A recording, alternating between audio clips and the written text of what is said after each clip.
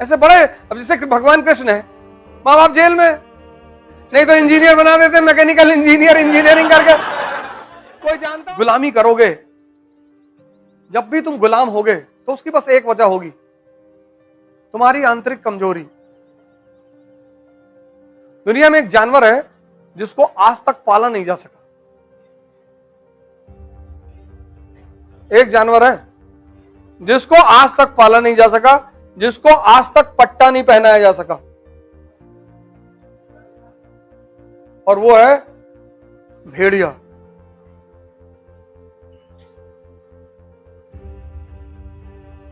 एकमात्र जानवर है पूरी दुनिया में जिसको आज तक इंसान पाल ही नहीं पाया, क्योंकि अगर तुम भेड़िए के बच्चे को उठा लाए तो वो उस इलाके को तबाह कर देंगे। बड़ा गजब का सोशल संगठन है उसका, उनका। भेड़ियों में स्त्री को लेकर कभी लड़ाई ही नहीं होती। भेड़िया जो समाज है, वो जो बुजुर्ग भेड़िए हैं वो शिकार पे नहीं जाते। जवान शिकार करते हैं, वो लेकर आते हैं, पहले बुजुर्गों को देते हैं, फिर खाते हैं। उनको तुम बंदी बना लो, मौका पा जाएंगे तुमको फाड़ डालेंगे, चाहे जितना खिलाओ। इसलिए आज तक भेड़ियों को गुलाम नहीं बनाया जा सकता। एकमात्र जानवर है भेड़िया। कभी डिस्कवरी पर उनका एपिसोड देखो, बाकी शेर को गुलाम बनाया गया। चाइना वाइना में तो बच्चे हैं, वो नचाते हैं शेरों को।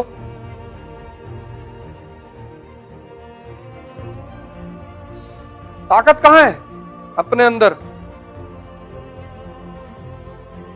उत्साह। 3 चीजें हैं जो अगर तुम्हारे पास हैं तो तुम दुनिया के सबसे धनी आदमी हो। एक, डेयरनेस, तुम रिस्क लेना जानते हो। 98% लोग डर मरे हुए हैं। भैया मान लीजिए आईएएस की तैयारी करें और नहीं हुआ तो एमएलए का चुनाव लड़ जाना। अरे ऐसे थोड़े होता है भैया।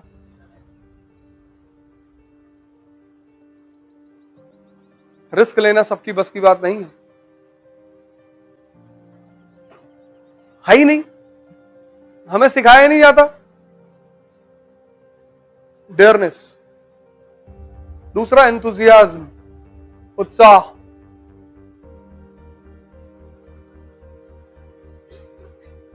अगर ये चीजें बाजार में बिकती तो अमीर हमेशा अमीर ही होते।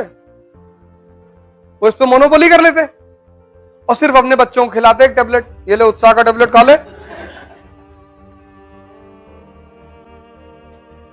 डेयरनेस, एंथुजियाज्म और कॉन्फिडेंस कि करेंगे तो हम ही।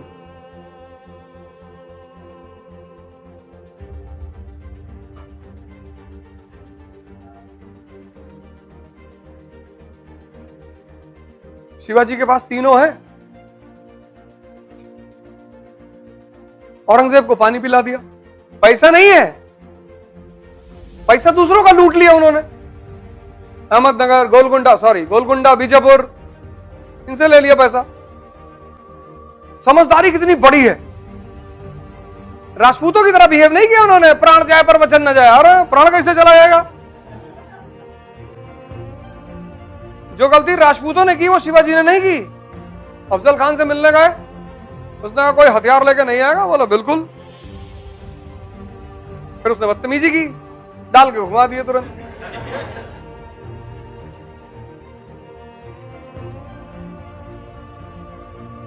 जो आदमी जिस भाषा को समझता है उससे उसी भाषा में बात करोगे ना। फिर अब अफजल खान को मार दिया, बीजापुर के सरदार को। अरे और हिंदुस्तान का आदमी, तुम इतना करो, इतना गाता है कि भैया अफजल खान का हाथ पकड़ लिए, छुड़ा ही नहीं पा रहा था।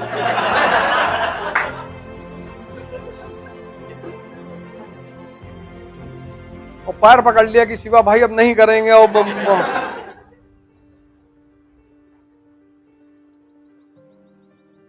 अफजल खान को मारे मारे मुगल सूबेदार का अंगूठा काट लिए, शाइस्ता खान। सोचो कितना बेइज्जती हुआ होगा उसका। कटा अंगूठा लेके दरबार में गया कि भैया, उसको मारे ही नहीं। अंगूठा काट लाए कि जाओ अपने बॉस को बता देना कि अगली बार तुम्हारा गर्दन काटेंगे और तुम्हारा बॉस का भी काटेंगे। लेकिन उस आदमी के पास एक गुरु है, रामदास।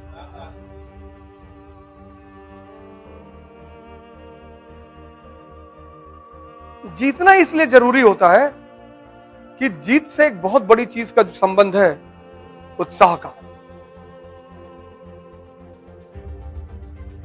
और जो हार के उत्साहित है वो तो भगवान है, उसको तो तुम हरा ही नहीं सकते। इसलिए मिडिल क्लास का आदमी बहुत परेशान होता है। मिडिल क्लास के आदमी को इज्जत का इतना डर रहता है जैसे लगता है कि मुगल बादशाह के घर के हैं। मिडिल क्लास का जो लड़का है उसके ऊपर इतनी चीजें थोपता उसका परिवार। तो देखो, नाक मत कटाना, अरे कान कटवा लो।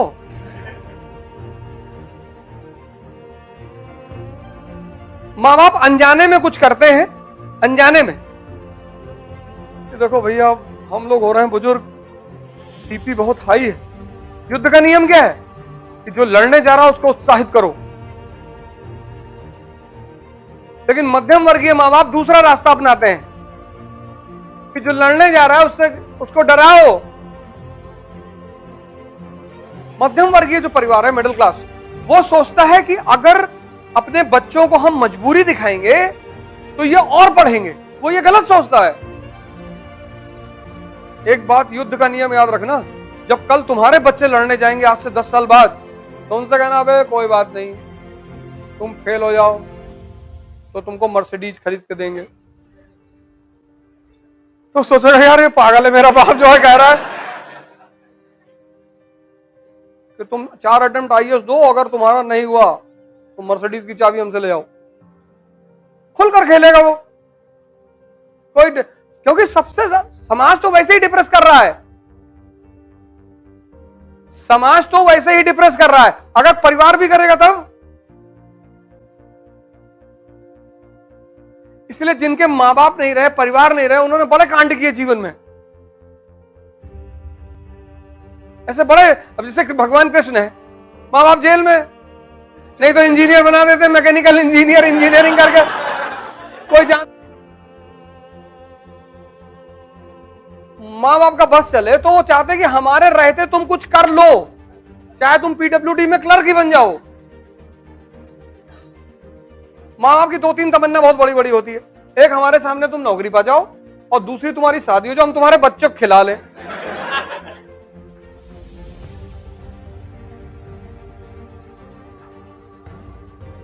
हिंदुस्तान में एक शब्द है, तपस्या, बहुत प्यारा शब्द। अगर तुम ये शब्द समझ गए, हिंदुस्तान में शब्दों का ही तो खेल है। इसमें एक वर्ड है तप।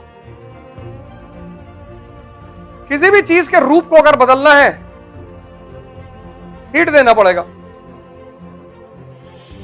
पेन को अगर बदलना है ना, इसको हीट देना पड़ेगा, गलाना पड़ेगा।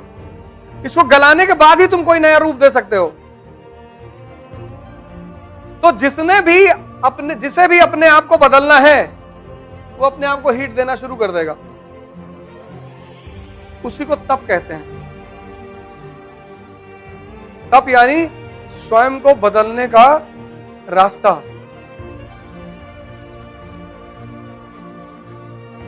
कोई भी चीज तुम्हें अगर पानी है, कोई भी,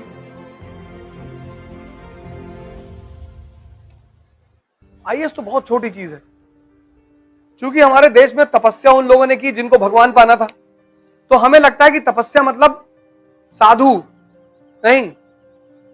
जिसको भी किसी बड़ी उपलब्धि को पाना है, उसे टेम्परेचर बर्दाश्त करना पड़ेगा। नहीं, वही फॉर्मूला ही है, और कोई फॉर्मूला ही नहीं। इसलिए तुम चाहे जितनी बड़ी कोचिंग में चले जाओ, चाहे जितना पैसा खर्चा कर दो, अगर तुम खुद को बदलने को तैयार नहीं हो तो कोई भी कोचिंग तुम्हें सूट नहीं करेगी। तुम्हें कोई कुछ ना बना पाएगा बेवकूफ बनाने के सिवा। जो भी बनोगे वो तुम खुद ही बनोगे। इसलिए जब भी बड़ी बड़ी चढ़ाइयों पे चढ़ने की कोशिश करना, तो एक बात देखना, दर्द हो रहा है कि नहीं। अगर दर्द हो रहा है तो मतलब चढ़ाई चढ़ रहे हो।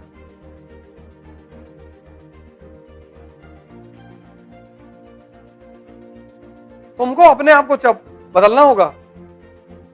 से तो आईएएस की तैयारी में इतने लोग आते हैं, आधे ज्यादा 70% तो पहले निकल जाते हैं, क्योंकि इसका जो पहला चरण है खुद को बदलना, वो बहुत खतरनाक है। इसका पहला चरण ही तो खतरनाक है। अब तुम कॉलेज में, कहां तुम कॉलेज में 8 घंटा पढ़ने के आदी थे? एग्जामिनेशन से पहले 10 क्वेश्चन इंपॉर्टेंट मिल गया, तुम लिख आए।